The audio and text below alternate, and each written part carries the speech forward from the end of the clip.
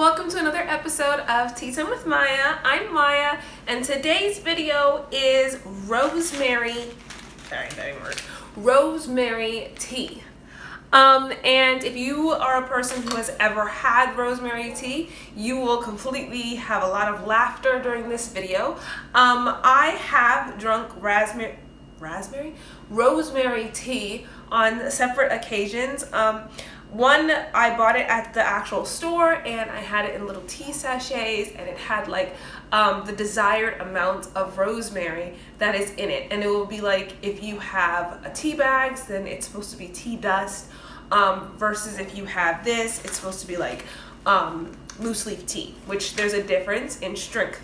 And I did a video talking about how tea dust is sometimes not as strong, but it's more convenient, and I didn't have as many pros for tea dust as I did for loose leaf tea, because we have loose leaf tea outside because we have a garden. So we just take our herbs and take them and turn them into loose leaf tea. But for rosemary, I made some over the weekend. And I made some using our loose leaf tea, and I immediately came to the realization that there might be a reason why the tea companies use tea dust of rosemary despite how prolific it is, because rosemary is very aromatic and it is very potent. So as lavender is a very aromatic, but it's a nice calming tea, rosemary is the direct opposite. It is very aromatic and the taste is really strong.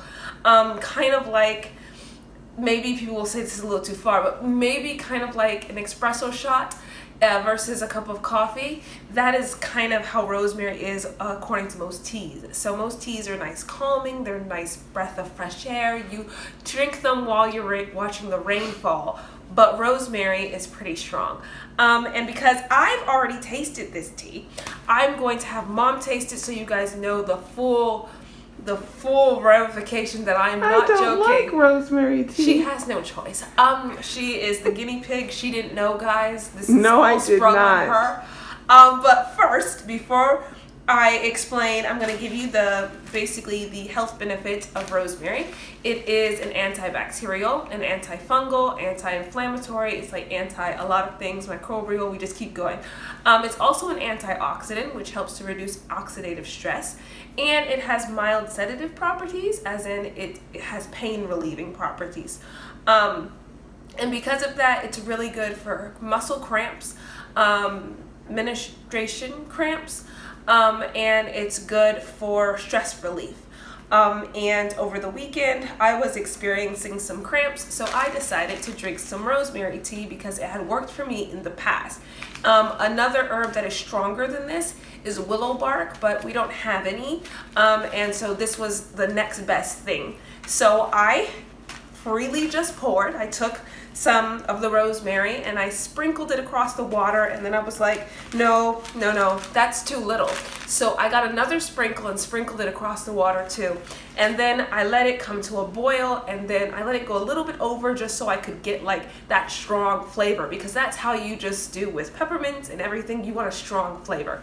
The entire kitchen smelled like rosemary. As it does right now. And I didn't think that that was at all suspicious. So I just kept it moving. I poured it into my glass. I took it upstairs and I was like, natural medicine, yay! And then I took a sip of it and I was like, wow, this is strong. And then I was like, oh, this is good. So over the course of an hour, I drunk it, and something in my brain said, this is getting stronger and stronger. But I had no proof until literally 2 hours later, because I was sipping it. And then it became really strong. And I learned that something most people don't know, rosemary tea, it doesn't matter if it still has little rosemary flecks in it at all, it doesn't matter. It will become stronger over the hours that it is sitting. So for rosemary, I usually tell you guys, let it come to a boil and then pour it and let it set. Rosemary, let it come to a boil, you can drink it right then. You can let it cool, you can do that, but don't let it set, because the longer it sets, the stronger it gets. I also strongly recommend that you actually take a measure. It can be like a tablespoon, like the actual soup spoons that are in your house, or like a teaspoon, like the actual spoons you use for tea, but just know how much you put. It's a certain amount of water.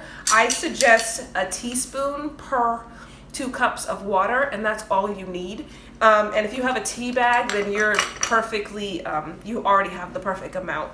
But for the fresh, it is strong.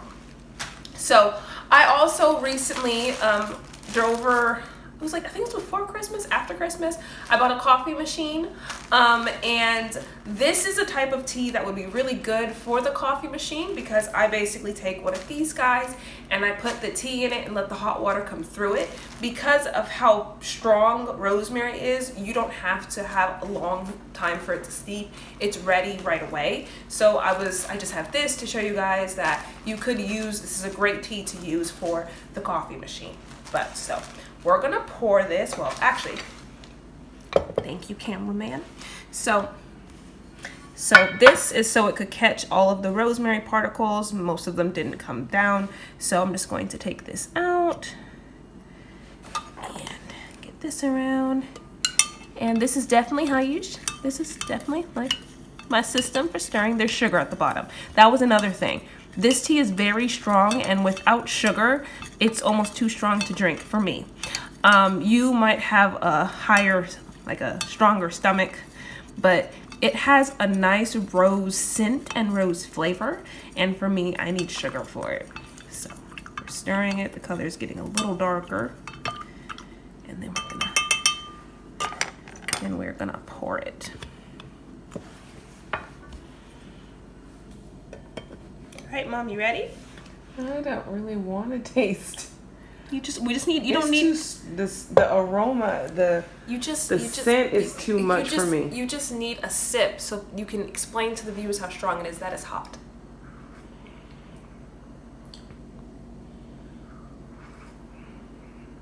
Yeah, it tastes like rosemary. Not my favorite. You're supposed to get more insight. I think it is actually you a really... smell it coming to your nose. It's actually, I think it's a really good tea. I like rosemary for aromatics. She said, I like rosemary in food. Or as a, what do you call that? Water potpourri. Because it's instant. For me, it is an acquired taste you can sip. By the way, Gulping rosemary is hard. By the way, guys, it is good. It's just too aromatic for me. Mom's like, don't do it, guys. It smells like perfume. Yeah, that's it. Here's something that I learned years ago. Never, ever, unless you like it. If you're like me and you have a science brain and you're like, well, this is called rosemary and that's called rose petals, I wonder what they would taste like in the same thing. Don't do that. I actually made that 2 years ago. Made it in a pot. It was a beautiful, beautiful potpourri, gorgeous.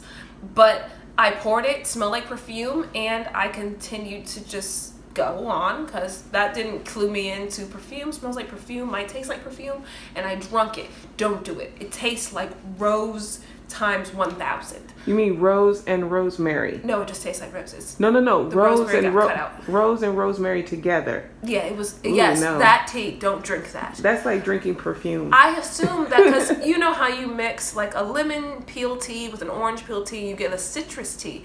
That didn't happen. It's you drink those two separate unless you have a really strong stomach. But I hope you guys enjoyed today's video. I think you guys should try it. I know Mom's reaction was kind of sad towards my amazing discovery, but you guys should try it. But I hope you guys enjoyed today's video. Please like, share, subscribe, and press the bell for notifications. Bye, guys.